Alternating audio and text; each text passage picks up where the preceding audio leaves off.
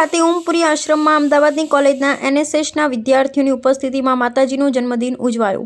ખેડા જિલ્લાના માતર ખાતે વાત્રક નદીના કિનારે મહર્ષિ અરવિંદ અને માતાજીના દિવ્યાંશ ભૂમિ ઓમપુરી આશ્રમમાં અમદાવાદની એમબી પટેલ કોલેજના એનએનએસના વિદ્યાર્થીનીઓની હાજરીમાં માતાજીનો જન્મદિન ઉજવાયો હતો।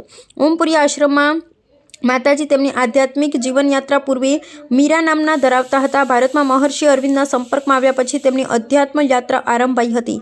માતાના ઓમપુરીની પાવન ભૂમિ પર મહર્ષિ અરવિંદ અને માતાજીના દિવ્યાંશ પધરાવ્યા છે। ત્યાં સદૂરથી આ ભૂમિના દર્શનાર્થે શ્રદ્ધાળુ આવી છે। હાલ અમદાવાદની હિન્દી પ્રચાર ભાષા સમિતિ દ્વારા સંચાલિત એમબી પટેલ રાષ્ટ્રભાષા કોલેજના એનએસએસના વિદ્યાર્થીઓ તેમના પ્રોગ્રામ માટે અત્રે રોકાયા છે। તેમની ઉપસ્થિતિમાં માતાજીનો જન્મદિન ઉજવાયો હતો। આ પ્રસંગે સમગ્ર સહકાર આપી કોઓર્ડિનેશન પ્રશાંતભાઈએ કર્યું હતું। જાણીતા સાહિત્યકાર અને કવિ રાજેન્દ્રભાઈ પટેલે મહર્ષિ અરવિંદ અને માતાજી આધ્યાત્મિક વિચારો અને તેમના જીવન કવન વિશે વિગતો આપી હતી।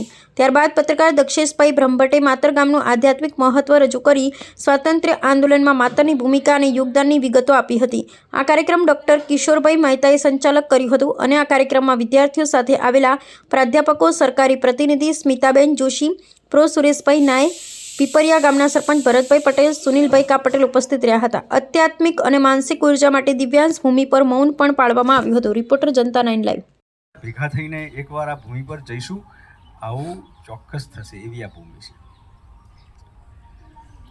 માતરની સાથે જે પીપરિયા ગામ છે ત્યાં આપનો એનએસએસ કેમ્પ છે। એમબી પટેલ કોલેજ રાષ્ટ્રભાષાનો પ્રચાર કરે અને એમાં એનએસએસ કેમ્પ અને એમાં પ્રાધ્યાપકો સાહેબોની સાથે બહેનોની સાથે આપ સૌને અહીંયા આવવાનું મળે અને આવા સુંદર ને રળિયામણા વાતાવરણમાં આપના કાર્યક્રમોની સાથે અધ્યાત્મ સાથે જોડાઓ, એના જેવું મોટું સૌભાગ્ય બીજું કંઈ ના હોઈ શકે।